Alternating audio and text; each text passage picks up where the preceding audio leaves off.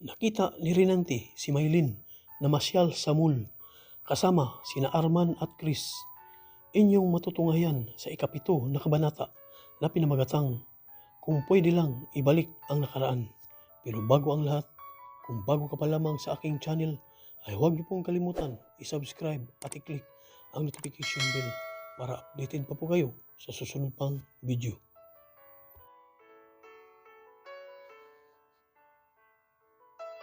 Hindi rin nawawala sa kanyang mga panalangin si Arman na sana'y huwag itong magbago ng pagtingin sa kanya at gayon na rin sa mga taong nakapaligid sa kanila at lalong-lalo na rin ang kanyang mama na sana'y huwag rin itong magbago.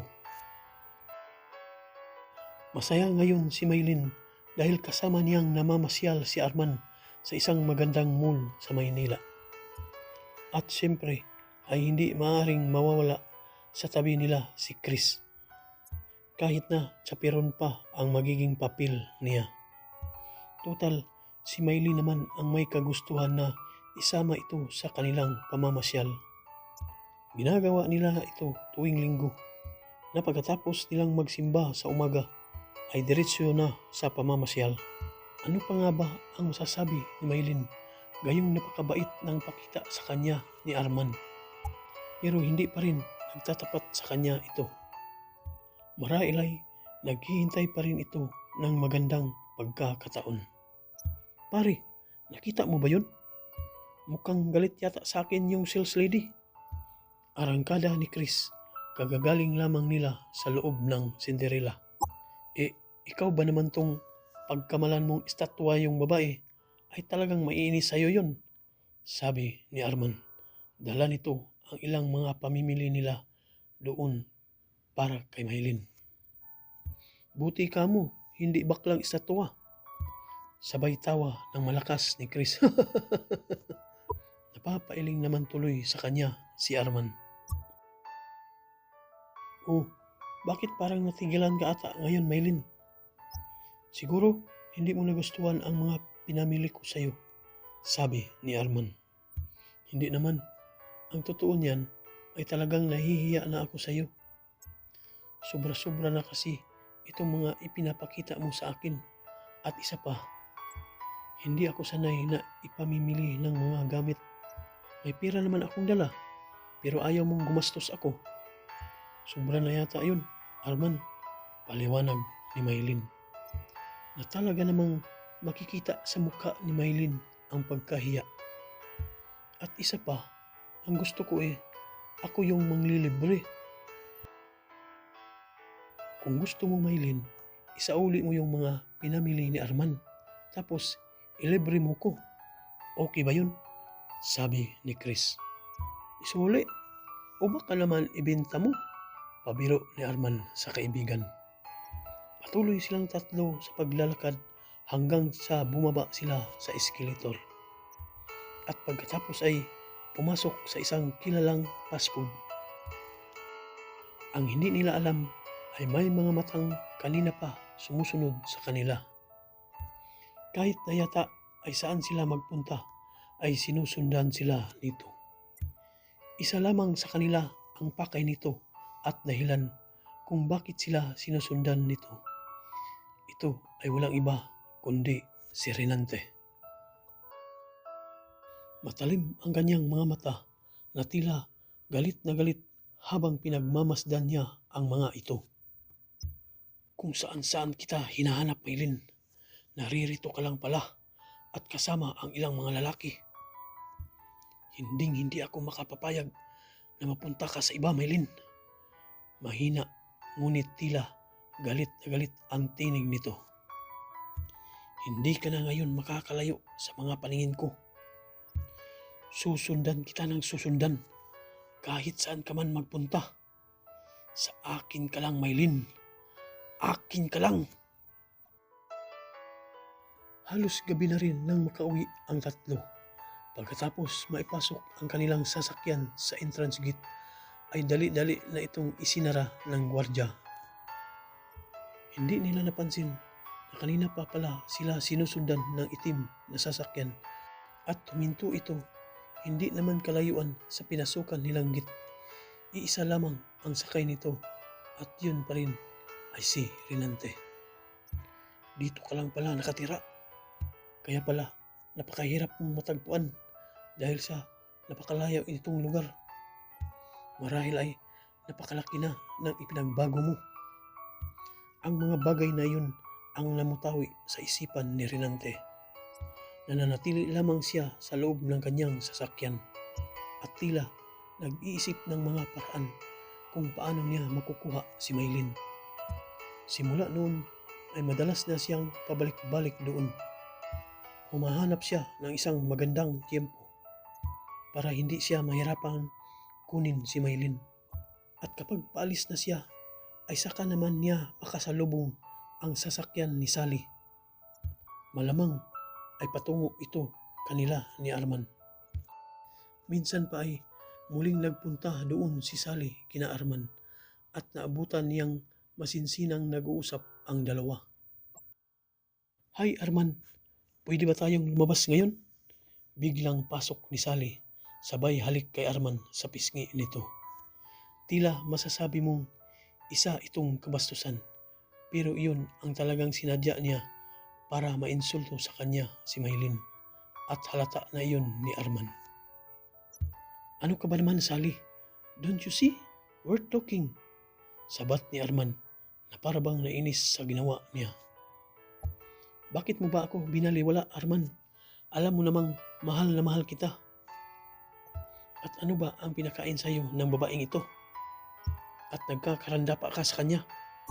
Tinutukoy nito ang babaeng kaharap ni Arman. Mula nang dumating siya dito ay hindi mo na ako halos pinapansin. Ano bang pakialam mo? At kung nandito man siya ay dahil sa tinanggap ko siya at kagustuhan ko iyon. Tinanggap? Bakit? Ano ka ba niya? Sa bagay na iyon ay tila nahihirapan na si Arman intindihin ito. And for you, Maylin, bakit ba hanggang ngayon ay hindi ka pa rin umaalis dito? Ano ka ba niya? Kabit o bayaran? Sa sinabi iyon ni Sally ay nasaktan ito ng husto at malamang ay hindi na niya ito palalampasin pa. Kahit na kailan ay hindi niya ako naging kabit o bayaran. Nandito ako dahil siya ang kusang nagdala sa akin dito. Yun lamang at umalis na si Maylin sa kanilang harapan. Did you see what you've done to her? Wala kang karapatan na saktan siya. Galit na pahayag ni Arman. Look Arman, di ba't mga bata pa lamang tayo'y ipinangako na tayo sa isa't isa? Pero bakit ngayon nagbago ka na? Lumuluhang sambit nito kay Arman. You know what?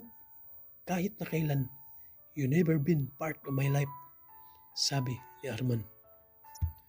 Ganun lang ba yun, Arman? Ganun na lamang ba yun? Yes, and I mean it. Maangas na sagot ni Arman kay Sally. At si Maylin, ano ba siya sa'yo? Pasigaw nitong salita. Mahalaga siya sa akin and I love her, sagot ni Arman kay Sally. Yun lamang at natigilan na si Sally. Tila isang kampana na umugong ng malakas sa kanyang tainga. At ngayon ay alam na niya ang dahilan at hindi na iyon dapat pang ulit-ulitin sa kanya. Now you understand. So will you please get out of my way? At huwag mo na sana akong guluhin pa. Dagdag pa ni Arman na tila sibat na tumusok sa puso ni Sally. That's it Arman. That's it. Marahil ay hindi na niya nakayanan pa ang mga sinabi sa kanya ni Arman. Alam niyang saktan niya ito ng gusto at tumalikod na ito at umalis. Mabilis na pinatakbo ni Sally ang kanyang sasakyan. Wala siyang pakialam kung sino man ang kanyang mababangga. Para sa kanya, ang sakit na kanyang nararamdaman ay walang katumbas. Galit na galit siya kay Arman at lalong-lalo na kay Maylin. Dahil siya ang dahilan kung bakit binaliwala na siya ni Arman. At ang pagkawala ni Arman ay parang kawalan na ng lahat. Isinusumpa ko, Arman, pagsisisihan mo itong ginawa mo. Pagsisisihan mo. Lalong-lalo na ikaw, Maylin. Pakiwari niya ng mga sandaling iyon ay tila natalo siya sa sugal ng pag-ibig. Isang sugal na matagal na niyang inaasam-asam na mapanalunan. Sinayang mo lang ang pag-ibig na inukol ko sa iyo noon. Sinayang mo lang, Arman. Galit na galit ang sambit ni Sally. At pinanghinayangan rin nito ang mga panahon na inilaan niya para dito. Subalit ang mga bagay na iyon ay wala ng saysay. Ngunit may isa siyang ugali na hindi maaring alisin, na kung anuman ang bagay na kanya ay kanya at hindi ito maaring angkinin ng iba. 7:45 na ng gabi, ito ang oras mula sa pambisig na relo ni Renante.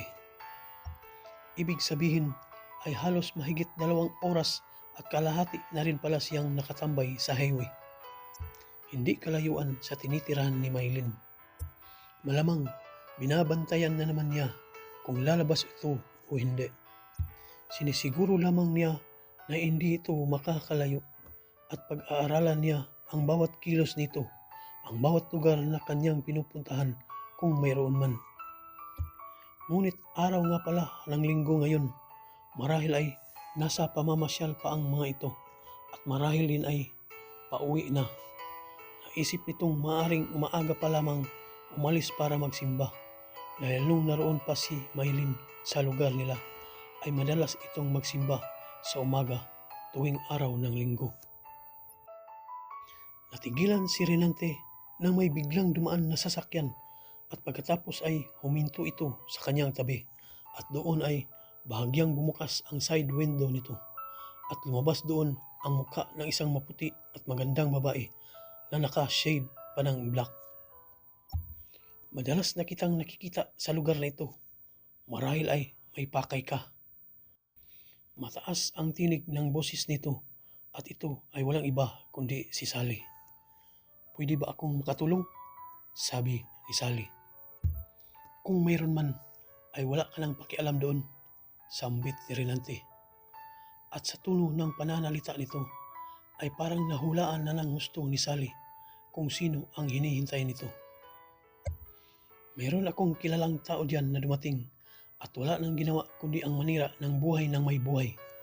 Tila galit pa nitong wika ni Sally. Si Maylin ba ang dahilan ng pagpunta mo dito? Tanong ni Sally. Nagtaka pa si Renante nang banggitin nito ang pangalan ni Maylin, pero hindi na importante sa kanya iyon. Sa paanong paraan mo kaya ako matutulungan? Magtiwala ka lamang sa akin at may naisip na akong magandang paraan. Basta ba't ilayo mo na lamang siya dito?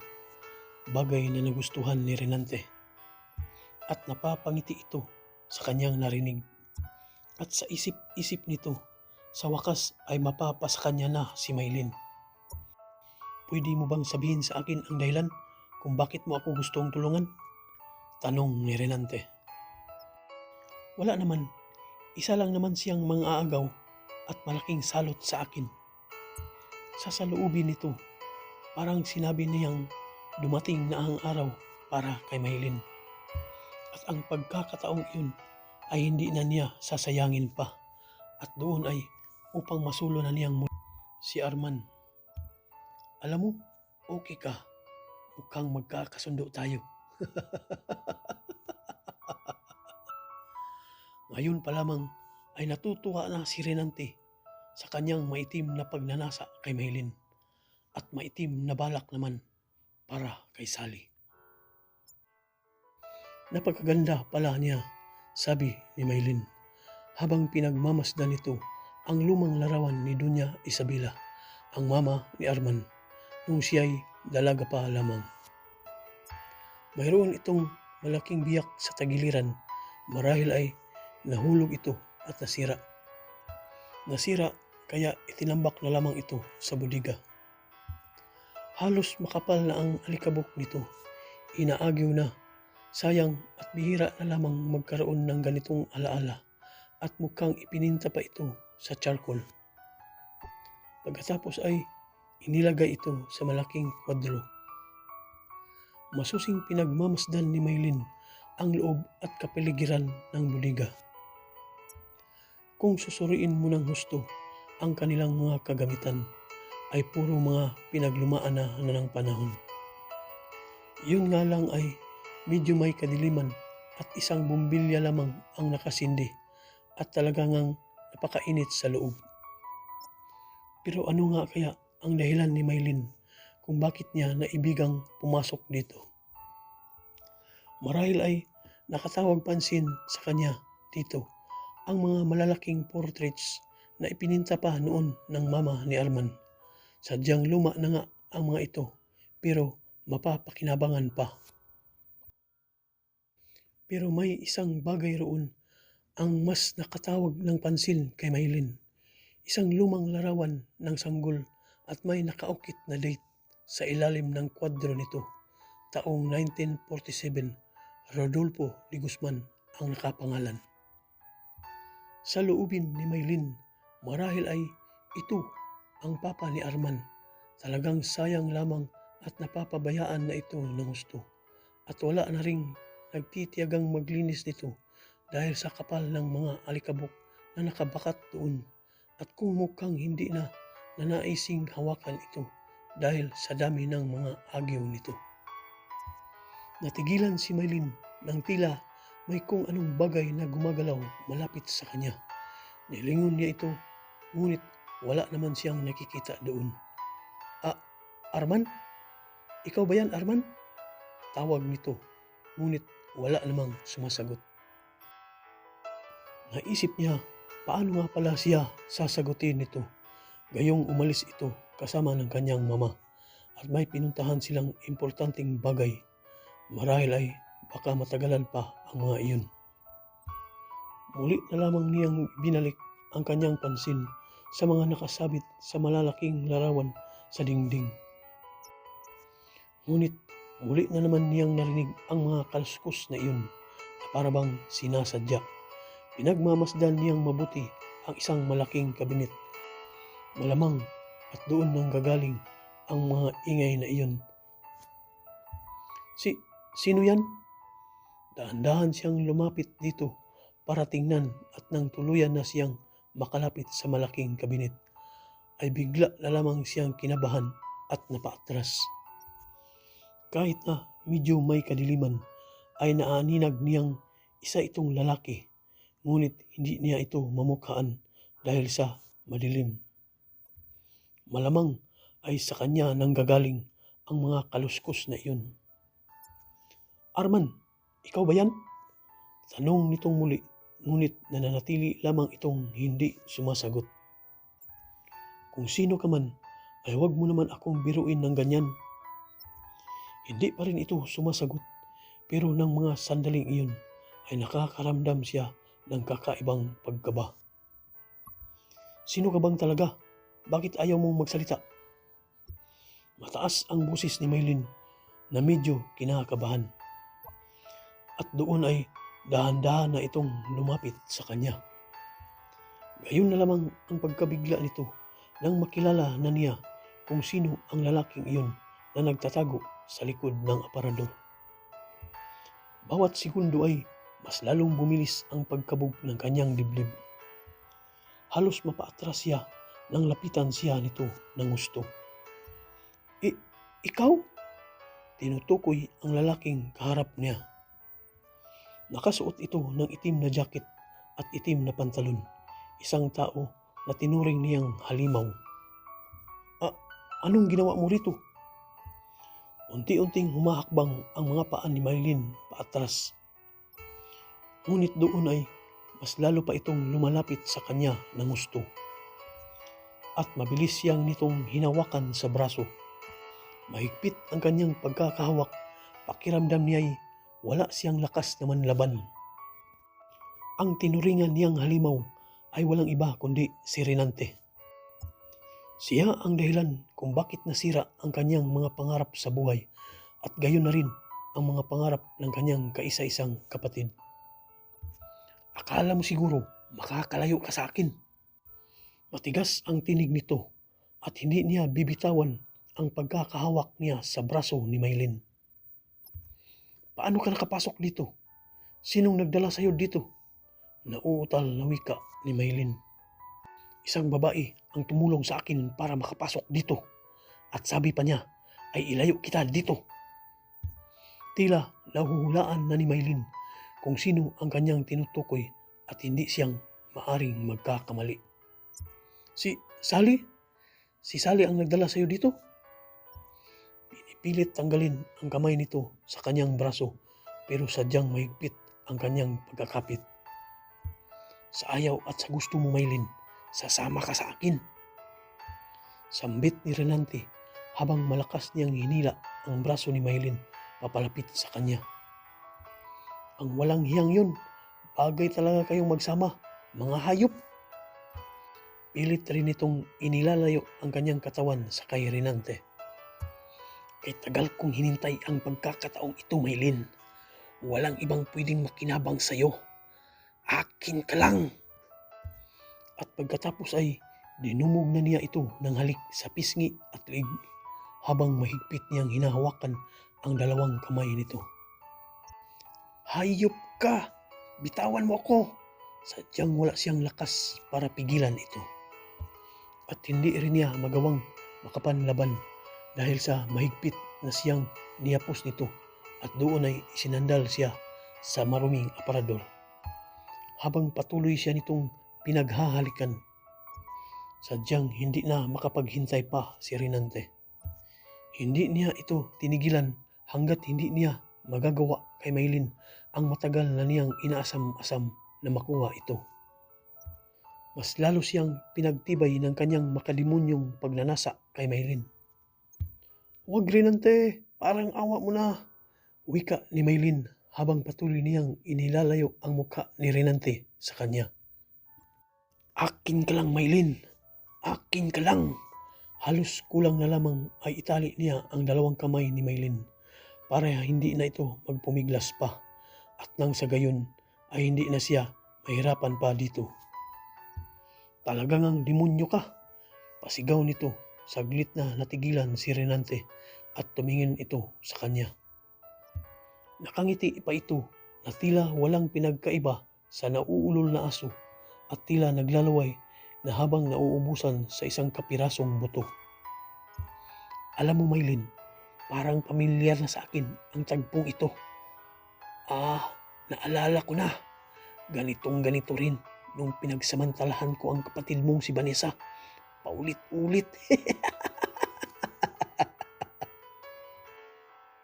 Sa sinabing iyon ni Renante ay nagkaroon ng pagbabago ang kanyang damdamin. Ang takot at kaba ang kanyang nararamdaman ay napalitan ng sobrang galit at pagkapuot. Bigla na lamang nagdilim ang kanyang mga paningin at ang halimaw na nakayapos sa kanya ay parang unti-unti nagbabago ng anyo. Nagiging isa siyang hayop na demonyo. Lumitaw sa kanyang mga ngisi ang mga matutulis nitong pangil. Ito na nga ang demonyong sumira sa dangal ng kanyang pinakamamahal na kapatid na si Vanessa at ang sumira sa magandang kinabukasan nito. Pero nang mga sandaling iyon ay hindi na niya nararamdaman ang masindak sa kaanyuan nito o matakot, bagkus ay gusto niya itong durugin. Durugin ng pinong-pino at nang mabawasan ang isang nilalang na ganid sa laman na katulad ni Renante. Doon ay nagawa niyang makawala ang isa nitong kamay mula sa pagkakahawak ni Renante at doon ay nakakahawak siya ng isang matigas na bagay, isang uri ng buti ng alak at pagkatapos ay malakas niyang hinampas ito sa ulo ni Renante at nabasag ito. Halos nahihilo siya sa lakas ng pagkakahampas nito at doon ay nakawala na si Maylin. Mamamatay ka na sanang demonyo ka, pagsigaw nito habang nakikita niyang nakahawak ang dalawa niyang kamay sa kanyang ulo na tila ba nasaktan ito ng gusto at pagkatapos ay tinadyakan niya ito sa pagitan ng kanyang dalawang hita. Halos magkandalundag-lundag sa sakit. Isang magandang pagkakataon para makatakas si Maylin at tumingi ng saklolo. Subalit nang tatakbo na sana siya palabas ng bodega ay biglang humarang doon ang isang babae. Ito'y walang iba kundi si Sally. "Saan ka pupunta, Maylin?" Si Sally habang nakatayo sa daraanan ni Maylin. "Ikaw ang nagdala sa kanya dito," galit na wika ni Maylin. "Ito lamang ang paraan, Maylin, para muli kong maibalik sa akin si Arman at hindi siya para sa'yo," sambit ni Sally. "At bakit sa tingin mo ba ay para rin siya sa'yo?" Magsasalita pa sana si Maylin nang biglang umigkas sa kanyang liig ang mahabang kamay ni Renante. "Hindi ka na makakaalis pa dito, Maylin," mahinang tinig ni Renante. Marahil ay ininda pa rin nito ang sakit na ginawa sa kanya ni Maylin. Nagsisigaw na lamang ng malakas si Maylin na baka sakaling may makarinig sa kanya sa paghingi ng tulong. "Tulong!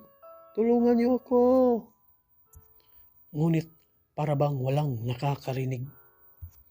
Paulit-ulit na sigaw at pagtangis na lamang ang maririnig sa kanya. Sa isip-isip niya ay makakaganti na rin siya dito. Isang malakas na sampal sa mukha ni Maylin para tumigil siya sa kasisigaw. At ang lakas na yun ay tama lamang para bumagsak siya sa sahig. Pagkakataon iyon para kay Renante upang muli na naman niyang ituloy ang nauudlot niyang pagnanasa kay Maylin. Mabilis niyang pinatungan ito at nakasiil ng halik sa liig na tila ba gutom na gutom. Pero sadyang hindi na makapanlaban pa si Maylin dahil sa nanghina na ito at nawalan ng lakas dahil sa malakas na pagkakasampal sa kanya. Isang malakas na hampas mula sa batok ni Renante at dahilan ito para mamilipit siya sa sakit. Halos napahiga siya sa sobrang sakit na dulot ng pagkakahampas ng isang mahaba at matigas na bagay. Mabilis nakatayo si Maylin. Nakita niya kung sino ang tumulong sa kanya at maaaring pagkautangan niya ng buhay, at ang taong nabungaran niya ay walang iba kundi si Chris. "Chris, mabutit dumating ka," wika ni Maylin habang nakaalalay sa kanya si Chris. "Narinig ko ang mga sigaw mo, kaya naisipan kong pumunta dito," sabi ni Chris at hawak pa rin ito ang mahabang tubo. "Chris, mabuti pa'y umalis na tayo dito." Paalis na sana ang dalawa nang muli na namang humarang si Sally. "Hindi ka na sana nakialam pa dito, Chris," sabi ni Sally. Alam niya na sa ginawang iyon ni Chris ay maaaring mapahamak siya. "Mas wala akong mapapala kung makikinig ako sa iyo," sabi ni Chris. At pagkatapos ay mabilis silang nakalabas ng bodega. Ngunit hindi nila namalayan na sinundan din sila ni Renante palabas at hindi pa naman sila hustong nakakalayo sa paningin nito at inumang nito ang kanyang baril sa papalayong dalawa. "Maylin!" Si Renante at natigilan ang dalawa nang makita nilang nakasunod ito at may hawak na baril na tila ba handang magpabuga ng apoy si Renante. Kinabahan si Maylin nang makita niyang nakatutok sa kanila ang hawak na nitong baril na 38. Ngunit hindi na magdadalawang isip pa ito na paputukin ang kanyang baril. Bumuga ito ng 2 ulit. Subalit hindi hinayaan ni Chris na tamaan si Maylin. Bagkus mabilis niyang naipananggalang ang kanyang sarili at siya ang tinamaan nito. Duguang bumagsak si Chris. Halos walang tigil sa kasisigaw si Maylin sa nangyaring iyon sa kaibigan. Kahit na si Sally ay hindi makapaniwala sa ginawang iyon ni Renante. "Chris! Chris!" Pagtangis ni Maylin habang nakaalalay sa katawan ni Chris. Sadyang naawa siya ng gusto sa naging kalagayan nito dahil sa kanya sana tatama ang bala kung hindi sana mabilis na hinarangan nito ni Chris. Ngunit yun ay talagang sinadya rin ni Chris alang-alang sa babaeng lihim rin niyang minahal. Kahit na alam pa niya na iniibig rin ito ng labis ng kanyang matalik na kaibigan at karapat-dapat. Isang malakas na suntok ang tumama sa mukha ni Renante at dahilan iyon para mabitawan niya ang hawak nitong baril. At may kasunod pa itong isa ring malakas na tadyak sa kanyang dibdib. Sayang at nahuli sa pagsaklolo si Arman. Galit na galit ito sa kanyang ginawa. Kahit nakahiga na ay sige pa rin ang bitaw niya ng suntok. Halos mabariran na ng mga dugo ang kanyang kamao ay hindi na lamang niya iniinda. Basta't ang gusto niyang mangyari ay burahin ang mukha nito. "Hayop ka! Papatayin kita!" Pasigaw na sambit ni Arman at patuloy niyang binubugbog si Renante. Ngunit hindi na makapanlaban si Renante dahil sa nawala na ito ng malay. Nang mga oras na iyon ay sumaklolo na rin ang dalawang gwardya na nakatutok ang mga baril nito kay Renante. At walang tigil pa rin niya itong pinagsusuntok sa mukha at kung saan-saan paman.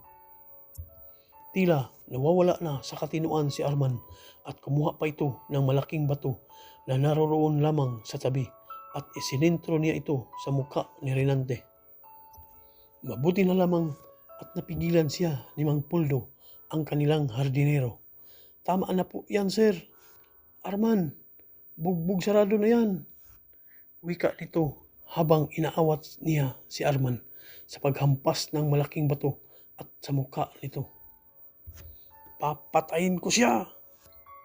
Paulit-ulit niyang binabanggit ang salitang iyon at maging ang mga gwardya nila ay inaawat na rin siya. Napansin na ni Sally na mukhang dumarami na ang mga tao doon.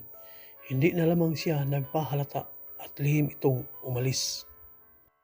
Ngunit nasa isipan pa rin nito na babalikan niya si Maylin at siya na ang papatay dito.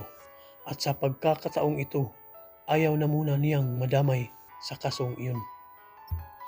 At hindi na muna siya magpapakita sa kanila o sa kahit kanino dahil halos alam na ni Maylin na kasabwat siya dito at parang siya na rin ang may kagagawan nito kay Chris.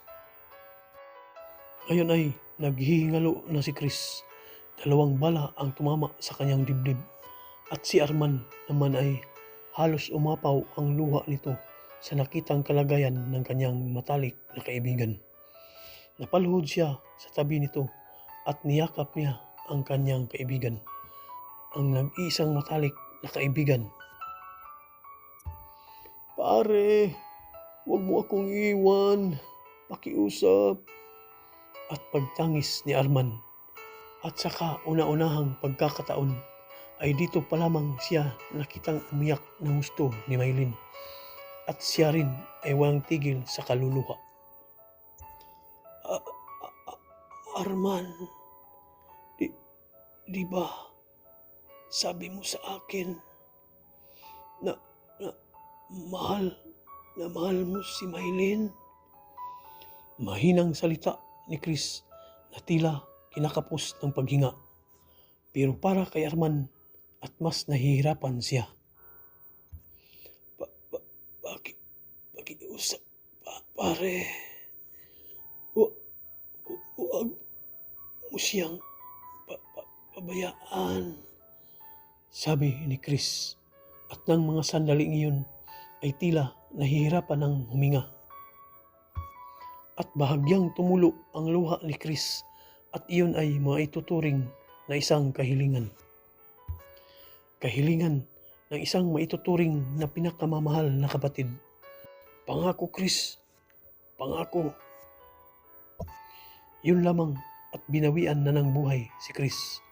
At kadakilaang ipinakita niya kay Maylin ay hindi kayang pantayan. "Chris, maraming salamat sa iyo. Hindi ko makakalimutan ang ginawa mong pagligtas sa akin," sabi ni Maylin na sa buong buhay niya ay ngayon lamang siya nakatagpo ng isang lalaki na handang ibuwis ang buhay alang-alang sa kanya at sa kanyang kaibigan. Sadyang nakapanghihinayang ang mga taong katulad ni Chris. At para kay Arman, malaking kawalan ang pagkawala ni Chris. Lalo na't napamahal na rin ito sa kanya ng husto. At ito rin ang tao na madalas na kumakalinga sa kanya tuwing siya'y nag-iisa. Chris, utang na loob, gumising ka. Pagtangis ni Arman sa nagpapaalam niyang kaibigan. Chris, bakit? Chris. Binuhat ng dalawang gwardya ang walang malay at nakahandusay na si Renante at may dumating na dalawang backup at isang ambulansya. Halos hindi na makilala ang mukha nito sa sobrang pagkabugbog at dinala na rin si Chris.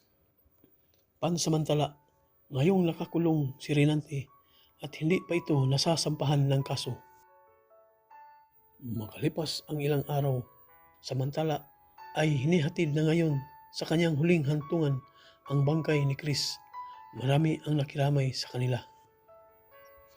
Ang mama ni Arman at ang mga magulang ni Chris at naroon din si Maylin at si Arman. Huling lumuluha si Arman nang makita niyang unti-unting ibinababa ang ataol ni Chris sa ilalim ng lupa. Ngayon ay mas lalo siyang nangungulila dito at hinahanap-hanap nito ang mga tinig nitong mapagbiro. Ang boses na hindi mapapantayan ng kasiyahan sa tuwing kasama niya ito. Isang kaibigan na hindi niya maipagpapalit sa iba. Dahil mula pa sa pagkabata ay ito na ang kinagisnan niyang kaibigan at kamag-anak. At si Maylin, lumuluha siya para dito dahil siya ang naging dahilan kung bakit nawala si Chris. Hindi maikakaila na siya ang naging dahilan kung bakit namatay ito. Pero hindi rin sana nangyari ito kung hindi dahil kay Sally. Siya ang tunay na nagdala rito sa kapahamakan. At ngayon ay nag-iisa siya, nananampalataya at tumihingi ng kapatawaran sa Panginoon. Kahit na nagluluhod pa siya sa loob ng simbahan ay hindi na maibabalik pa ang buhay ni Chris. Nangyari na ang mga bagay na iyon, maibibilang rin niya ito sa isa sa mga mapait niyang nararanasan. 2 araw na ang nakaraan mula nang mailibing si Chris. Hinihiling niya sa Panginoon ay sana'y matapos na ang lahat ng mga pagsubok na ito at dalangin rin niya na sana'y masaya ngayon si Chris sa kanyang kinalalagyan. Matapos ang kanyang taimtim na pagdarasal ay nagpaalam na siya sa mga birhen at pagkatapos ay tumayo mula sa pagkakaluhod at tumalikod na ito. Tuloy-tuloy ang kanyang paglalakad palabas ng simbahan. Sana'y kasama niya ngayon si Arman na magsimba pero hindi na muna niya ito pinahihintulutan sa dahilang gusto muna niyang magpag-isa. Alam na rin ni Arman at ng kanyang mama na malaki ang kinalaman ni Sally sa kasong ito. Ngunit hanggang ngayon ay hindi pa rin ito nagpapakita sa kanila at kung mapapatunayan na malaki nga ang kanyang pagkakasangkot dito, marahil ay kasama siyang makakasuhan. Pababa sana ng simbahan si Maylin nang mapagtuunan niya ng pansin ang isang tao. Saglit na nawala sa kanyang isipan ang mga bagay na iniisip nito. Saglit siyang napahinto sa paglalakad at hinihintay niyang makalapit ito ng husto.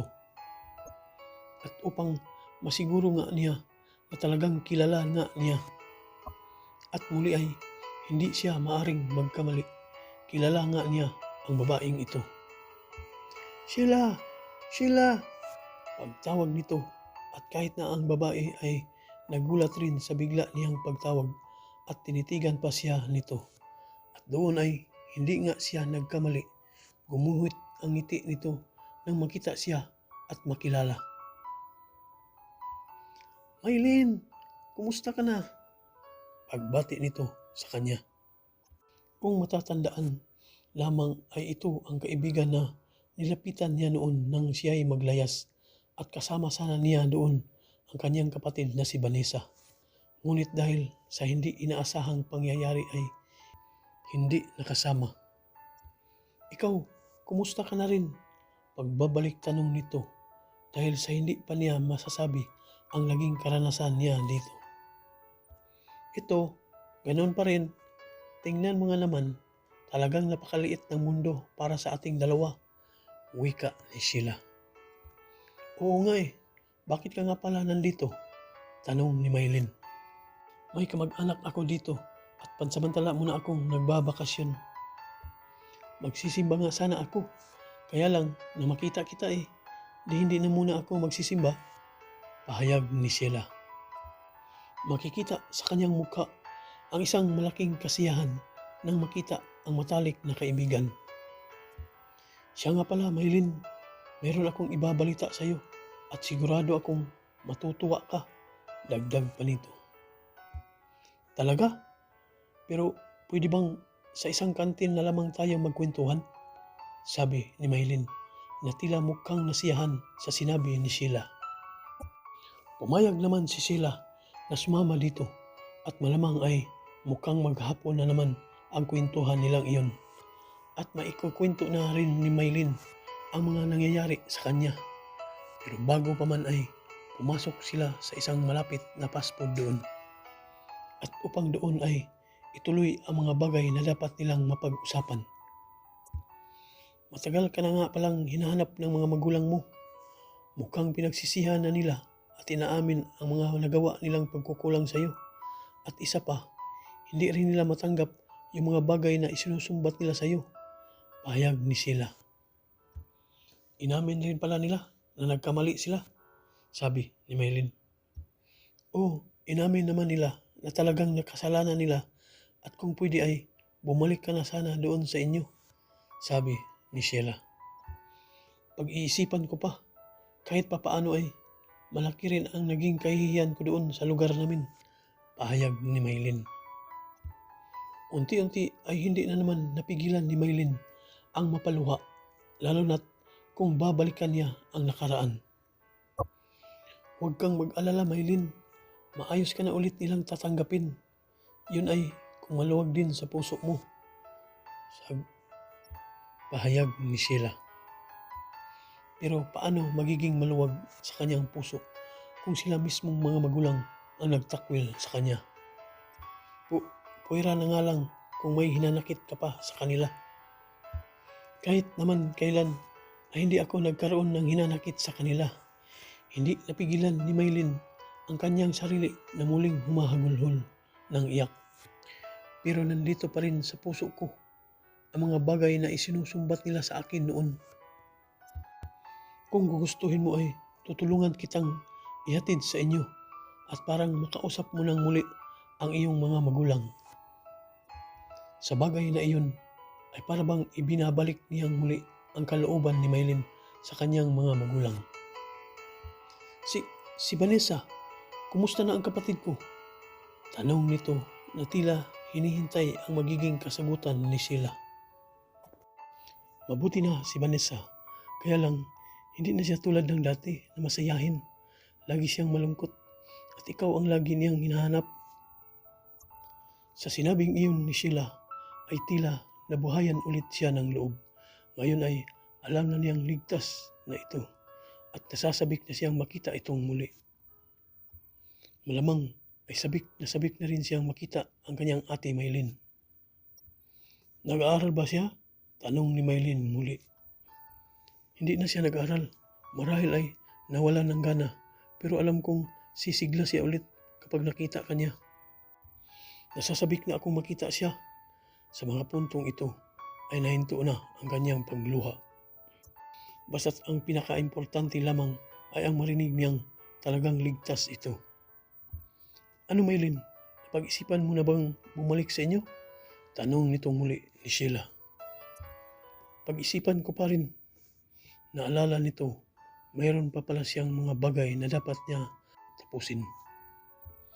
At siya pa nga pala, tila may bagay na nakalimutan. Ano yun, Sheila? Nalaman na sa inyo ang mga ginawang panggagahasa ni Renante sa kapatid mo. At pinakulong siya ng tatay mo dahil sa ginawang pang-amin ng kapatid mo na yun ang panggagahasa sa kanya. At tila ba may mga litanya pa rin itong nakakalimutan. At ano sila? Tanong ni Maylin. Tila ba nabibitin itong si Maylin sa mga pahayag sa kanya ni Sheila. At balita ko mabilis naman daw siyang nakalaya. Siguro dahil sa nabayaran nila yung kaso. Parang inis na sinabi nito ang bagay na iyon. Ang hayop na iyon. Mahinang salita ni Maylin. Pero paano ba niya sasabihin sa kaibigan na nakakulong ito ngayon? At ang dahilan ay muntikan ng panggagahasa sa kanya at nakapatay pa ito. Mukhang hindi na rin ito nagpapakita sa inyo. Marahil ay natatakot itong lumantad. Pagliliwanag ni Sheila, pero hindi niya nalalaman ang mga bagay na nasa isipan ni Maylin. At isa pa, huwag mo na siyang katakutan. Total hindi naman napapayag ang mga magulang mo na maipakasal ka sa kanya. Hindi ko siya mapapatawad sa ginawa niya sa kapatid ko. Mamamatay na muna ako bago niya makuha ang kapatawaran ko.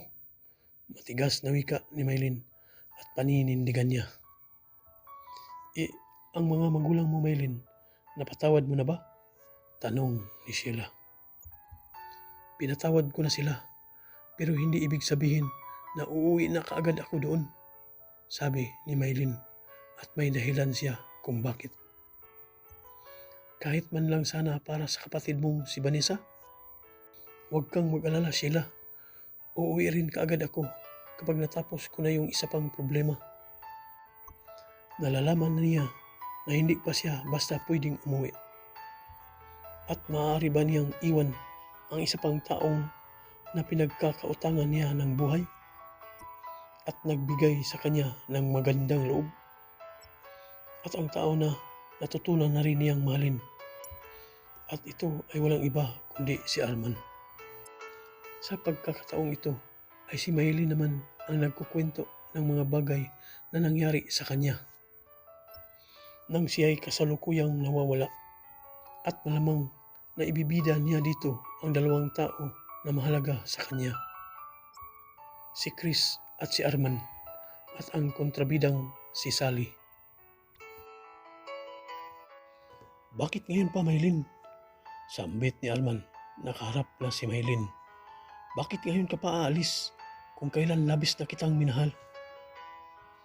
Nananatili lamang nakaimik si Maylin. Hindi niya alam kung paano dito sasabihin ang tunay na dahilan ng kanyang pag-alis. Malungkot nitong pinagmamasdan ang kagandahan ng bundok. Dahil sinadya niyang dito sila makapag-usap ng sarilinan. Dahil dito rin sa lugar na ito sila unang nagkakilala at dito na rin sila magkakahiwalay. Maylin, sabihin mo sa akin ang dahilan ng pag-alis mo. Marahang hinawakan ni Arman ang mga palad ni Maylin. Subalit hindi pa rin magawa nito ang tumingin sa mga mata ni Arman. Alam niya na nabigla ito nang sabihin niya na siya ay aalis na para lumayo. Marami ka nang naitulong sa akin, Arman. Sobra-sobra na ang mga kabutihang ipinakita mo sa akin, sabi ni Maylin. Hindi ko na tuloy alam kung paano pa kita mababayaran niyan, wika uli ni Maylin. Habang bahagya niyang pinagmamasdan ang tuktok ng bundok. Natatandaan pa niya na doon sana sa lugar na iyon matatapos ang lahat sa kanya. Ngunit hindi rin sinasadya ang biglang pagdating ng saklolo. Wala naman akong sinasabing bayaran mo ang mga bagay na ibinigay ko sa iyo, sabi ni Arman. Pero kalabisan na iyon, Arman, sabi ni Maylin. Alam mo, Maylin, nawala na ang pinakamamahal kong kaibigan na si Chris. Tapos ngayon ay ikaw naman, sabi ni Arman. Sa puntong ito ay hindi pa rin niya binibitawan ang pagkakahawak sa mga kamay ni Maylin. Mahirap unawain, pero kailangan, Arman, sabi ni Maylin. Talaga bang hindi na kita mapipigilan? Tanong ni Arman. Bahagya na lamang tumango si Maylin, biglang pagsang-ayon sa sinabi nito. Maylin, maaari ko bang malaman kung minahal mo rin ba ako? Napatitig sa mga mapupungay na mata ni Arman si Maylin. Hindi niya malaman kung ano ang maaari niyang maging kasagutan dito. Arman! Malakas ang kabang nararamdaman ni Maylin ng mga sandaling iyon. Hinihintay ko ang kasagutan mo, Maylin. Mayroon ka rin bang nararamdaman para sa akin? Tanong nitong muli. Para kay Maylin, ang pagkakataong iyon ay matagal na niyang napag-aralan. At alam na rin niya marahil kung ano ang dapat niyang sabihin dito. Subalit, maraming bagay ang mga pumapasok sa kanyang isipan. Hindi lang pangamba na maaaring maging kapalit nito. Hindi siya nakakasiguro sa maaaring maging resulta niyon at doon ay isang tao ang naisip nito, si Sally. Naguguluhan siya. Dapat ba niya malaman kung ano ang magiging kasagutan nito? Arman! Isang malakas na pagtawag sa pangalan nito. Dahilan ito para ikagulat nilang dalawa. Bumungad di kalayuan sa kanilang dalawa si Sally. Lumuluha ito at mukhang desperado sa kanyang kalagayan. Ngunit isang bagay ang hindi inaasahan dito. Galit na inuumang ni Sally ang hawak na baril nito. At handa itong bumuga ng apoy sa oras na gugustuhin niya. Halos kabahan ng gusto si Maylin nang makita ang tila wala na sa sarili na si Sally. Arman, bakit mo ako sinaktan ng ganito? Alam mo naman na mahal kita. Pagtangis nito habang nakahawak ang dalawa nitong kamay sa gatilyo ng baril. Huminahon ka, Sally. Hindi mo alam ang ginagawa mo, sabi ni Arman. At mariin na napahawak sa mga kamay ni Maylin na ng mga oras na iyon ay nagkukubli sa likod ni Arman. Marahil ay natatakot ito sa baril na hawak ni Sally. Lahat, Arman, ginawa ko para sa iyo, pero binaliwala mo lamang ako. Bakit? Makikita sa mukha ni Sally ang malaking tensyon at kasabay niyon ang pagdaloy ng mga luha. Namamaga na ang mga mata nito, malamang na halos ilang araw at gabi na itong umiiyak at iyon ay para sa pinakamamahal niyang si Arman. Pag-uusapan natin ito ng maayos, Sally. Huwag mong idaan sa ganito. Nalalaman ni Arman na hindi ito magdadalawang isip na paputukin ang hawak nitong baril sa oras na kumilos siya ng hindi maganda at baka maaari nila itong kapahamak. At ikaw ang dahilan kung bakit nawala sa akin si Arman. Si Maylin ang tinutukoy nito. Inagaw mo siya sa akin. Huwag mo siyang idamay. Walang kasalanan si Maylin. Lakas loob na inamba ni Arman ang kanyang sarili para kay Maylin. At katulad rin ng kay Chris, nakahanda rin siyang ibuwis ang sariling buhay para sa kanyang minamahal. Naisip ni Arman na kung malapit-lapit lamang sana siya ay madali niyang maagaw ang hawak nito. Pero hindi sa ganoong pagkakataon na kung kikilos siya ng hindi kanais-nais dito ay baka magisnan na lamang nilang may mga punglo na sila sa katawan. At hindi iyon mahirap gawin para kay Sally dahil talagang maaari niyang itong gawin lalo na't sa kalagayan niya ngayon.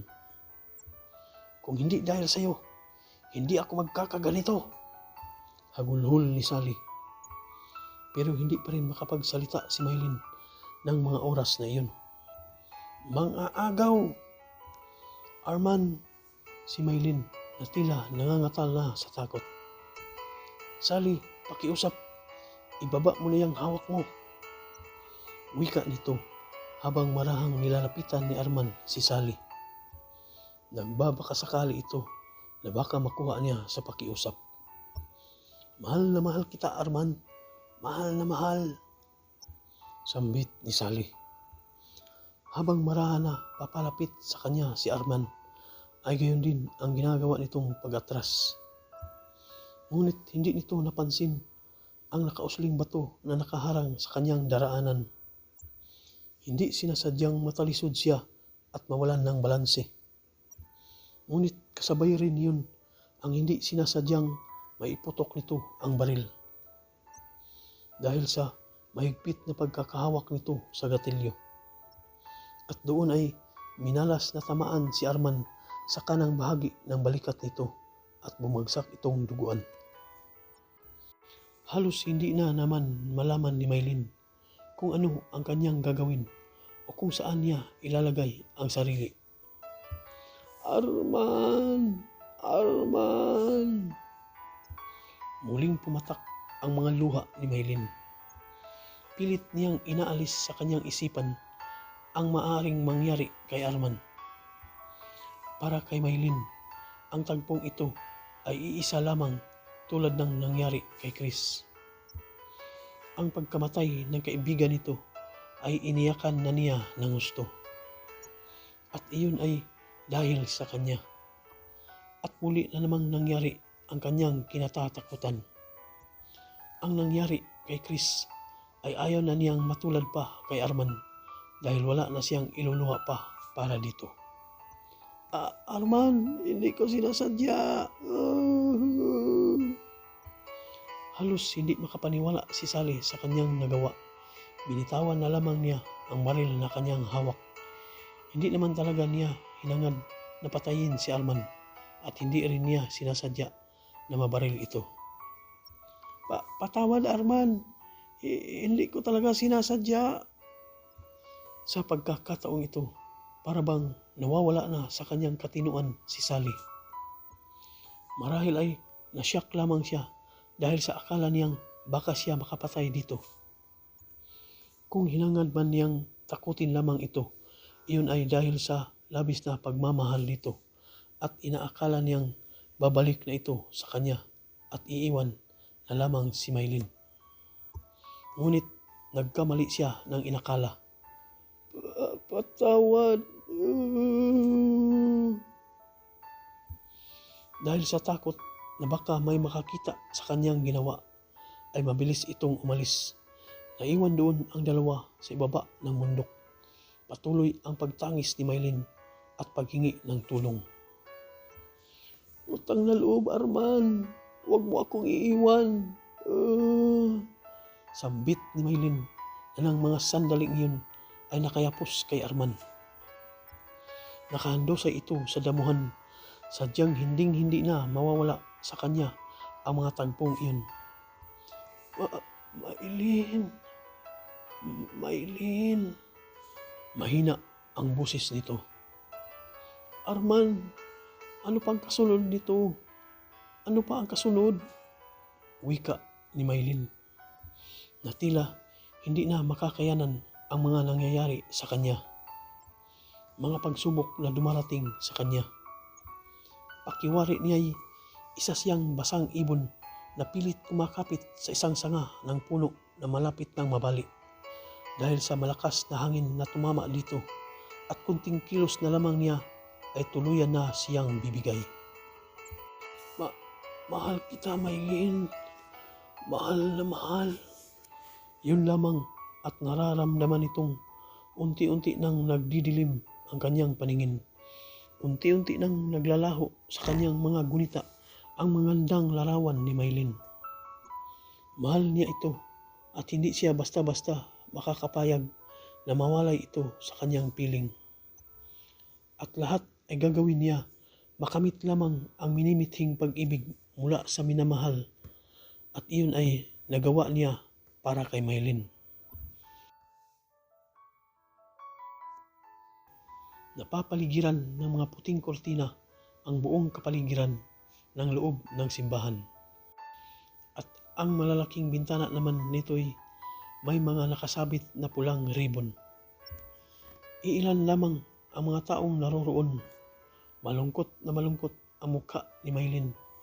Pakiwari niya'y may malaking bato na nakasabit sa kanyang liig. Hindi niya alam kung bakit. Naroroon siya sa mga sandaling iyon sa loob ng isang malaking simbahan. Gayong wala naman siyang natatandaang may okasyon na gaganapin o kaya naman ay kanyang dadaluhan. Subalit sa nakikita niya sa kanyang sarili ay tila mukhang siya na lamang ang hinihintay ng mga tao at ng pari na nasa gitna ng altar. Lubhang napakaganda ng suot niyang puting damit na pangkasal. Napakahaba ng laylayan nito at gayon din ang mahabang tila na nakatabing sa kanyang mukha. Napakaganda niya ng mga oras na yun. Pakiramdam niya ay isa siyang prinsesa na ikakasal sa isang prinsipe. At mas pinaganda pa siya sa hawak niyang iba't ibang kulay ng mga bulaklak. Mula sa dulo ng magkabilang silya ng mga mahahabang silya ay napansin niyang tila siya na nga lamang talaga ang halos hinihintay. Sa harapan ng altar ay may isang pari doon na tila kumakaway sa kanya. Ibig sabihin ay pinalalapit na siya nito at marahil ay uumpisahan na nito ang kanyang misa. Subalit kanina pa siya doon hinahanap ang lalaking ikakasal sa kanya ay hindi niya matatanaw.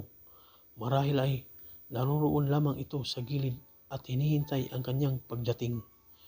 Doon ay inumpisahan na niyang maglakad. Dahan-dahan. Awang mga nakatirik na puting kandila ang mga nasa magkabilang gilid ng silya hanggang sa may altar. Tila ba itong ang nagsisilbing liwanag ng kanyang daanan. Sa isip-isip niya, siya at si Arman marahil ang ikakasal. Ngunit malapit na siya ay hindi pa niya ito natatanaw. Ngayon ay naroroon na siya sa harapan ng altar at maigi nitong pinagmamasdan ang mga ribulto ng mga santo, lalong-lalo na ang imahen ng mahal na Berhen. Kasabay niyon ang napakagandang musika na tumutugtog sa isang piano. Ibinaling niya ang kanyang paningin sa kanang bahagi at doon ay biglang gumuhit ang kanyang mga ngiti nang matanawan niya ang kanyang inay at itay. Nakangiti ang mga ito sa kanya at mas lalo pa siyang nasiyahan dahil naroroon din ang kanyang kaisa-isang kapatid na si Vanessa. Nakahilira lamang ito sa kanila. Napansin niya na hindi ito mukhang masaya at doon ay lumuluha pa ito na parabang ayaw pa niyang makasal ang kanyang ate. Dahil mahal niya ito at ayaw pa niya itong mawalay sa kanyang tabi. Iyon ang bagay na nasa isipan ni Maylin. Marahil ay lumuluha ito para sa kanya. Kanina pa niya gustong lapitan ang mga ito, pero parabang may malakas na puwersa na pumipigil sa kanyang mga paa. Gusto niyang lapitan si Vanessa upang mayakap ito, ngunit hindi niya magawa. Hindi tuloy niya maintindihan kung bakit. Vanessa! Vanessa! Wika nito, pero walang boses ang lumalabas sa kanyang bibig. Tila ba nasa isip lamang nito ang kanyang mga binabanggit. Vanessa, kapatid ko! Halos ganun pa rin kung nagagawa man niyang ibuka ang kanyang bibig ay kahit na munting tinig ay talagang wala silang maririnig. Dahil kahit na siya mismo ay hindi rin niya ito naririnig. Pakiwari niya ay parabang may kung anong bagay ang nakaharang sa kanyang lalamunan. At mabilis niyang nilingon ang kaliwang bahagi naman ng mga magkakalinyang upuan. Nang bigla siyang nakaramdam ng malakas na pagkabog sa kanyang dibdib. Naroroon si Sally at nakasuot ito ng mahabang damit na kulay itim. Pero may bagay doon na hindi niya nagustuhan at ikinagulat niya ng gusto. At kasabay rin yun ang pananayo ng kanyang mga balahibo sa batok nang makita nito ang hindi kanais-nais na tanawin. Bagay na nagbigay sa kanya ng panghihilakbot at katatakutan. Subalit kung anuman ang bagay na iyon ay hindi niya inaasahan makita. Mula sa kinatatayuan ni Sally ay nakadungaw ito sa salamin ng isang itim na ataol. Nasa loob niyon ang bangkay ni Arman. Napapaligiran ito ng mga bulaklak at kandila. Naroroon din ang mama nito at umiiyak sa kanya. Bagay na hindi niya lubos na matanggap. Ang lalaking inaasahan niya na siyang sasalubong sa kanya sa altar ay hindi pala maaaring mangyari. Bigo siya sa tagpong iyon. Arman! Arman! Sambit nito. Ngunit paano ba siya maririnig nito? At kahit na gustuhin rin niyang lapitan ito, ay sadyang tila napako na ang kanyang mga paa sa kanyang kinatatayuan. Nakakaramdam siya ng unti-unting panlalamig sa kanyang buong katauhan at doon ay dumaloy ng malakas ang kanyang luha. Hindi niya ito matatanggap, hinding-hindi. Pero paano na ngayon yan kung wala na siya? Paano na ang kanyang mga pangarap sa buhay? Paano na si Maylin? Paano na siya? Mga bagay na namutawi sa kanyang isipan. At ngayon, muling bumalik sa kanyang isipan kung sino ang ikakasal sa kanya. At sa tingin niya ay hindi na mahalaga pa ang naroroon siya sa harapan ng altar at ng pari.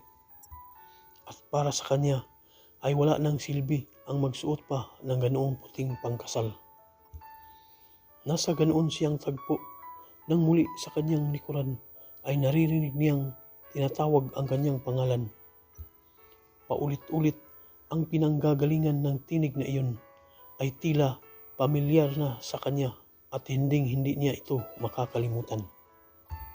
Maylin! Maylin! Galing sa isang lalaki ang tinig na ito at nakasuot ng kulay puti nang lingunin niya mula sa kanyang likuran. Papalapit ito ng papalapit sa kanya hanggang sa tuluyan na niyang nasilayan ang mukha nito. Mas lalong kumabog ng mabilis ang kanyang dibdib nang makilala na niya kung sino ang lalaking nakasuot ng puting barong.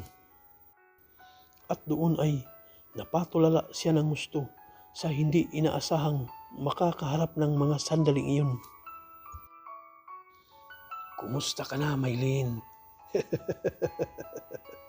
Sambit nito na tila nagagalak nang makita ang nakasuot ng pangkasal na si Maylin. Renante? Paanong nangyari?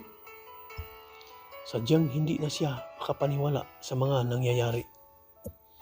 Ni hindi nito malaman kung ano ang kanyang gagawin ng mga oras na iyon. Talagang naguguluhan na siya kahit na gustuhin man niyang tumakbo palabas ng simbahan ay hindi niya magagawa. Sinabi ko na sa iyo, Maylin, hindi ka magsisisi kapag nakasal ka na sa akin. Nakangiting wika nito. Tayo na, mahal ko. Inihayag ni Renante ang kanyang palad sa harapan ni Maylin. Tanda ng pagsang-ayon nito at wala na siyang magagawa pa. Pero buo pa rin ang saloobin ni Maylin na kailanman ay hindi siya pakakasal dito. Hindi ako pakakasal sa iyo. Kahit na ito pa ang gusto niyang banggitin, ay nananatili pa rin siyang pipi. At kahit na sigawan pa niya ito, ay sadyang hangin lamang ang lumalabas sa kanyang bibig. At kahit na ang kumilos ay hindi rin niya magawa, ano na kaya marahil ang ibig sabihin nito? Wala ka nang magagawa pa, Maylin. Akin ka na ngayon. Kusang umangat ang kamay ni Maylin papunta sa palad ni Renante. At kahit ano pang pagpupumigil ang gawin niya sa sarili, ay kusa na ito. Tila ba may malakas na puwersa ang pumapasok sa kanyang katauhan, at ito ang siyang kusang nagpapagalaw nito. Wala na siyang magagawa kundi ang lumuha na lamang. Hindi, ayaw ko sa iyo. Panagoy nito sa sarili habang dinadala siya ni Renante sa harapan ng pari. Nilingon niyang muli ang kanyang kapatid. Patuloy pa rin siya sa pagtangis. Malamang ay naaawa ito ng gusto para sa kanya. At ang kanyang inay at itay ay tila wala na ring magagawa ang mga ito para sa kanya. Inay, itay, tulungan niyo ako. Ano pa nga ba ang kanyang magagawa? Gayong kontrolado na siya nito. At maging ang musika na kanyang naririnig kanina ay iba na ngayon ang lumalabas dito, kundi isang tugtuging pangpatay. Muli rin niyang nilingon ang kawa-awang kalagayan ni Arman. Sadyang hindi na ito babangon na para sagipin siya o iligtas dito mula sa kamay ni Renante. Arman! Arman! Muli itong pagtawag sa isang taong lubos na tumulong sa kanya. Ngunit sa tagpong ito, magawa pa nga kaya siyang tulungan nito? Hayong nakabilanggo na ang kanyang katawan sa isang bakal na itim na kabaong. At kailanman ay hindi na yata siya nito maririnig. Wala ka nang magagawa pa, Maylin. Wala na. Paulit-ulit niyang naririnig ang tila maladimonyong tinig ni Renante. Palakas ito ng palakas ang kanyang mga halakhak na nagmimistulang kulog na sumisira sa kanyang pandinig ay hindi na niya makakayanan pa. Pakiwari niya ay wala na siyang matitirang lakas para labanan ito. Hindi ako pakakasal sa iyo. Hindi ako pakakasal sa iyo. Buo sa kanyang loob na kailanman ay hindi nito makakamit ang kanyang pag-ibig kahit na sa ganoon pang paraan. At kahit na ano pa ang kanyang gagawin ay mananatiling bato at sarado ang kanyang puso habang buhay. Dahil sa labis na tensyon ay nararamdaman nito'y naninikip ang kanyang dibdib. Ang kanyang mga halakhak na tila sumasakal sa kanyang pagkatao. At hindi na niya matagalan pa para itong dumadagundong sa buo niyang pagkatao. Palakas ng palakas. Maylin! Maylin! Tinig ito ng mama ni Arman, pero para bang hindi ito naririnig ni Maylin. Maylin! Biglang angat ito ng ulo na tila naghahabol sa kanyang hininga. Pasensya ka na, Maylin, kung ginising kita. Napansin ko kasi na parang umuungol ka. Marahil ay binabangungot ka. Si Doña Isabela napansin ito na parang bigla itong nagulat sa kanya. Ano hong nangyari? Tanong ni Maylin na para bang nanibago sa kapaligiran. Pero napansin agad nito si Arman na nakahiga at maayos na natutulog. Naroon lamang si Maylin sa tabi nito. Marahil ay nakatulog siya sa pagbabantay dito. Naalala ko na. Sa isip-isip ni Maylin, mabuti na lamang at panaginip lang pala ang mga bagay na iyon at hindi totoong nangyari. Ngayon ay pinagmamasdan niyang mabuti ang kalagayan ni Arman. Nasa hospital pala sila at nasa pangpribadong kwarto si Arman. Dinala siya dito matapos siyang operahan. Naalala pa niya nang hindi ito sinasadyang mabaril ni Sally at tumama ang bala nito sa kanyang bahagi ng kanyang balikat. Mabuti na lamang at may ilang mga tao ang nagmamalasakit dito at tumulong sa kanya para madala ito sa ospital. Kumusta na ho ba siya? Tanong ni Maylin. Hanggang ngayon ay balisa pa rin siya sa hindi magandang nangyaring iyon. Huwag kang mag-alala, Maylin. Ligtas na siya. Ang sabi nga lang ng doktor ay maraming dugo raw ang nawala sa kanya. Wika ni Doña Isabela habang nakaupo sa may maliit na sopa malapit sa bintana. Mabuti na lamang at hindi masyadong delikado ang naging tama sa kanya ng bala, at kung nagkataon naman, malamang ay magiging disable ang kanang kamay. Sa sinabing iyon ng Donya ay masaya na niya itong pinagmamasdan si Arman. Sadyang mabait pa rin ang Diyos at hindi sila nito pinabayaan. Maraming salamat sa iyo, Maylin, sa ginawa mong tulong para sa anak ko. Hindi mo siya pinabayaang mag-isa. Ako nga ho ang dapat magpasalamat eh. Masayang tinignan ni Maylin ang kalmado ng mukha ng Donya. Kung mawawala si Arman, masasayang lamang ang lahat ng mga pinaghirapan ko para sa kanya, wika ng Donya. Sa puntong iyon, talagang mapapatunayan na mahal niya ang kanyang nag-iisang anak na si Arman. Bagay naman at lihim na kinaiinggitan ni Maylin. Hindi dahil sa maganda ang kanilang kabuhayan at ubod sila ng yaman, kundi ang pagmamahal nito at pag-aaruga ng isang ina para sa kanyang anak at sa magiging kinabukasan nito. At ngayon ay saglit na bumalik sa kanyang isipan ang kanyang ina. Hinahanap niya ito. Marahil ay nasasabik na siyang makita ang kanyang mga magulang at lalong-lalo na ang kanyang kapatid na si Vanessa. Hindi na lamang niya ipinahalata sa Donya na medyo nagkaroon siya o nakaramdam ng kaunting inggit. Pero napansin siya sa biglang paglungkot ng mukha ni Maylin. Saglit na napasulyap si Maylin sa pangbisig nitong relo. 3:00 na ho pala ng madaling araw, wika ni Maylin. Kung ako sa iyo, Maylin, magpahinga ka na lamang ulit at tila mukhang kahapon ka pa pagod. Pag-alala ng Donya nito para kay Maylin. Tumango lamang si Maylin kung sa bagay may ilang oras pa lamang naman siyang nakakatulong. Pakiusap sa iyo, Maylin. Sana bantayan mo muna dito si Arman habang hindi pa siya gumagaling. Pakiusap ng Donya kay Maylin. Sige ho, sabi ni Maylin. Masaya na ngayon si Maylin dahil ligtas na ito si Arman. Ngunit naalala pa rin nito ang mga bagay na kanyang napanaginipan. Mabuti at hindi totoong ikakasal siya kay Renante, ang mortal niyang kaaway. Ano nga kaya ang kanyang gagawin kung sakali mang nagkatotoo iyon? At ano kaya ang pinahihiwatig ng kanyang naging masamang panaginip?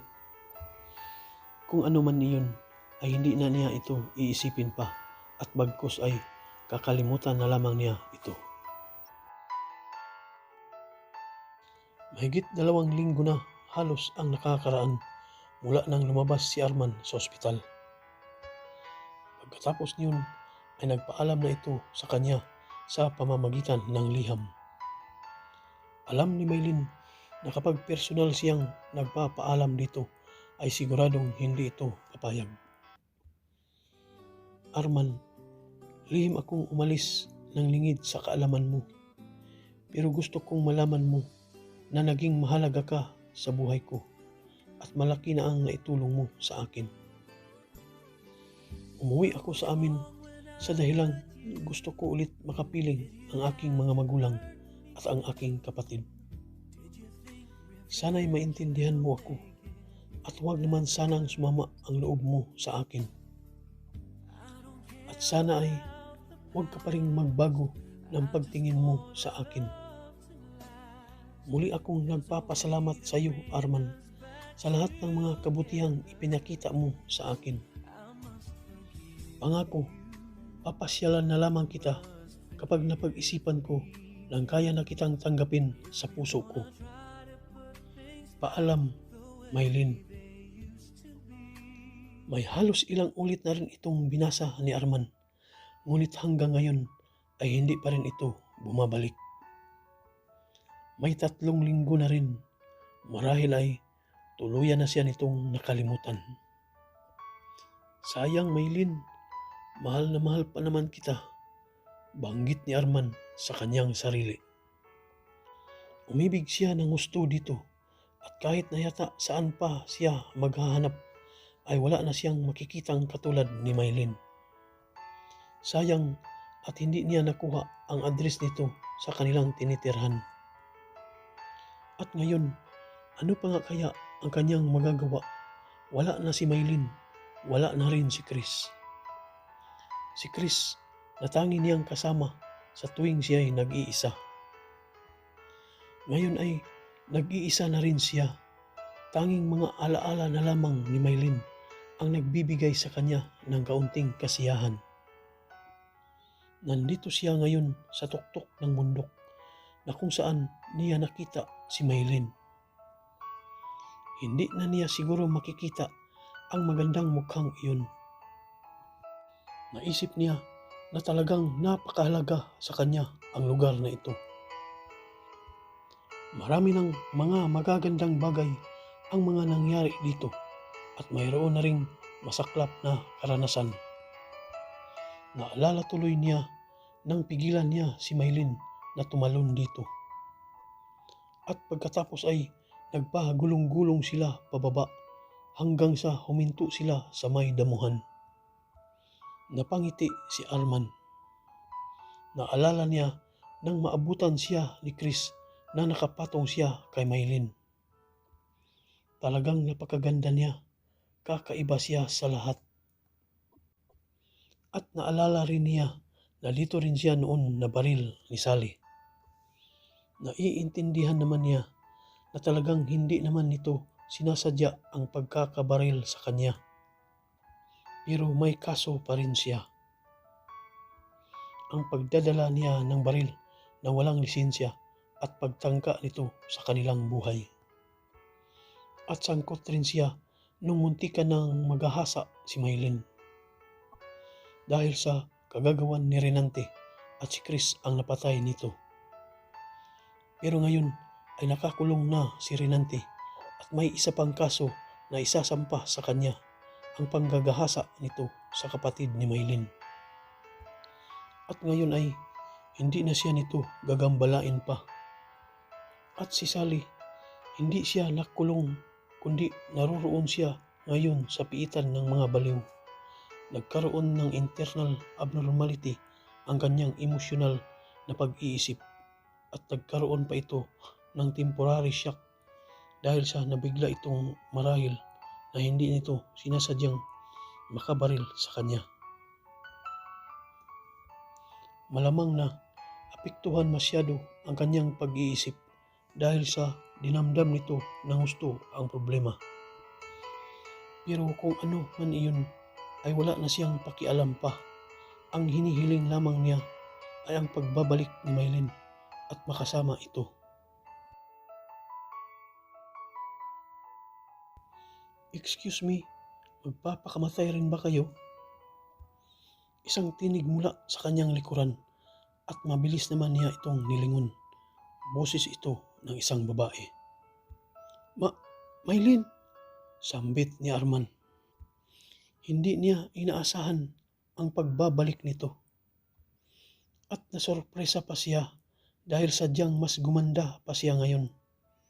Maylin, nagbalik ka.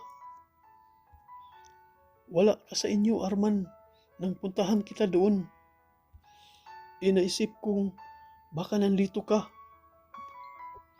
Kaya naisip kong puntahan ka dito. Pansin ni Maylin na tila umaapaw sa kaligayahan si Arman. I thought you would not come. Muling hinawakan ni Arman si Maylin na sa loobin nito ay sana'y hindi siya nananaginip. Maaari ba naman yun? hindi ko yata kayang mawalay sa tabi mo. At sa mga araw na nagdaan nang mawala ka sa paningin ko, ay napag-isip-isip kong mahalaga ka pala sa buhay ko. At ikaw ata ang lalaking labis kong pinagkakautangan ng maraming bagay. At isa na roon ang buhay ko. Saglit na ibinaba ni Maylin ang kanyang paningin mula kay Arman. Pinilit kong pag-aralan, nakalimutan ka na lamang. Pero sadyang ikaw ang isinisigaw ng puso ko. Nang mga sandaling ito, para bang gustong lumabas ng puso ni Arman mula sa kanyang dibdib dahil sa lakas ng pagabog nito. Lalong humihigpit ang kanyang mga palad sa pagkakahawak sa mga kamay ni Maylin at hindi na niya ito bibitawan pa. At sa pagkakataong ito, hindi na niya pakakawalan pa si Maylin. Hindi na niya ito hahayaan pang mawala sa kanyang tabi. Maylin, ang ibig mo bang sabihin ay nagbalik ka para sa akin? Iyon ay kung matatanggap mo ako at ang pamilya ko. At alam mo na rin siguro na hindi kami katulad ninyo na hindi na naituloy pa ni Maylin ang kanyang susunod na sasabihin dahil kaagad siya nitong niyakap ng mahigpit at kasunod na hinagkan ang kanyang labi. Iyon ang kauna-unahang matamis na halik mula kay Arman. Hindi niya ito mapipigilan dahil itinutulak rin ng kanyang damdamin na tumugon dito dahil mahal niya ito, mahal na mahal. Napapikit ng mariin si Maylin habang patuloy siyang hinahagkan ni Arman. Pakiwari nila'y tila lumulutang sila sa hangin at kasabay niyon ay nag-aawitan ang mga bituin sa kanilang paligid.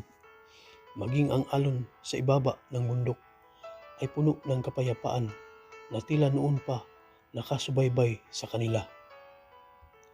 Hindi maikakaila ng kanilang mga damdamin na pareho silang nagmamahalan sa isa't isa na tila hindi bibitiw sa matibay na haligi. Napupuno ng mga iba't ibang kulay ang kanilang buong paligid na saglit na kumukubabaw sa kanilang dalawa. Ate Maylin! Isang malakas na tinig na medyo may kalayuan sa kinatatayuan nilang dalawa. Dahilan ito para matigilan silang dalawa sa kanilang ginagawa. Tila biglang nagkahiyaan ang dalawa at napatingin sa isa't isa, lalo na si Maylin. Si Vanessa, nakalimutan kong sabihin sa iyo na kasama ko pala ang kapatid ko. Nakatuon ang pansin ni Maylin sa nakatayong si Vanessa sa tabi ng punong santan sa ibaba ng bundok. Kumakaway ito sa kanilang dalawa na kanina pa pala sila pinagmamasdan. Maganda pala siya, wika ni Arman. Siyempre, ako yata ang ate. Nakangiting wika ni Maylin at muling ibinaling ang tingin kay Arman. At pagkatapos ay muling hinawakan ni Arman ang kanyang mga palad. Mahal na mahal kita, Maylin. Kung sakasakali ba nasasama ka ulit sa akin, ay pakakasalan mo ba ako? Mahinahong tanong ni Arman sa kaharap na dalaga. Kaagad naman itong sumagot. Ikaw ang bahala, Arman. Kahit saan ay sasama ako sa iyo. Total ay napatunayan ko naman sa iyo na talagang mahal mo ako. Sa sinabing iyon ni Maylin ay muli na naman siyang niyakap ni Arman ng mahigpit. At sa pangalawang pagkakataon, naisip ni Arman na matutuloy na rin sa wakas ang kanyang pangarap na makasama si Maylin ng matagal at panghabang buhay. Salamat Maylin. Maraming salamat sa iyong pagbabalik. Hindi. Ako dapat ang magpasalamat sa iyo, Arman. Salamat sa lahat ng ginawa mo para sa akin. At hindi ko na rin siguro maikakaila na mahal rin kita. Mariin ring niyakap ito ni Mylene habang nakasandal ang kanyang magandang mukha sa matipunong dibdib ni Arman. Pakiwari niya ay safe na safe siya sa lalaking tinagurian niyang Superman. Ang lalaking nagbibigay sa kanya ng panahon at labis ng pag-aalaga. Ang lalaki na kung saan ay handa niyang isakripisyo ang kanyang buhay alang-alang sa kanya. Ang lalaki na nakilala niya dito sa bundok na kung saan ay nag-umpisa sa kanya ang lahat-lahat. At dito rin sa bundok nag-umpisa ang kanyang pag-ibig para sa lalaking pinagkakautangan ng labis. At iyon ay walang iba kundi si Arman.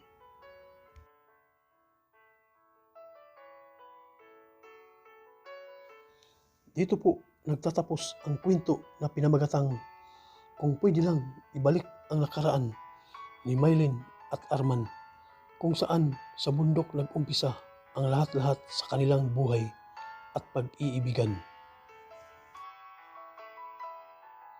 At kung nagustuhan niyo po ang aking kwento, ay huwag niyo pong kalimutan i-subscribe at i-click ang notification bell para updated pa po kayo sa susunod pang video. Thank you for watching and God bless.